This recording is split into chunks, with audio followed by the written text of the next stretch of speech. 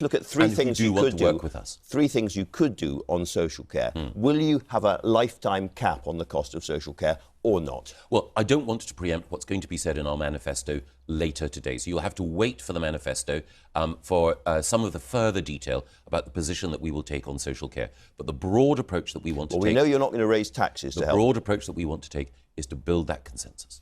So what about people selling their homes? Right now, there are people who are really, really worried about the cost of care in their final years and are being forced to sell their family home. Can you give a pledge the Conservatives will stop that happening? We want to work towards a position where people have absolute security, people are not selling their homes, and people are not in a position where they have to see their savings disappear in this way. No, but I think people acknowledge that social care is one of the most important issues facing Britain. And if you want to have an answer on social care, you need to build an enduring consensus. More than that, you also need to ensure that you have a growing economy so that we can continue to invest in the NHS and social care, and the other parties' plans would undermine the growth that we've enjoyed in the past. People need an answer now. You remember very well the last election, 2017, it all fell apart, your social care policy, and it was very, very embarrassing.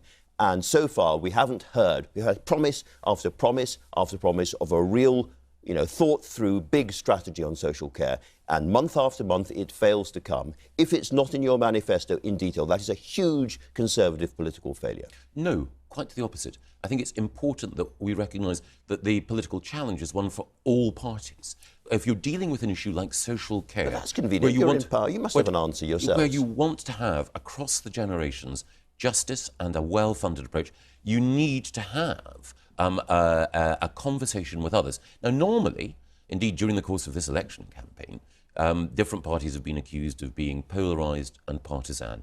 The approach that we in the Conservative Party take towards these big issues is actually to be generous, open and inclusive, and to say let's work together in order to make sure that we have a solution that spans the generations.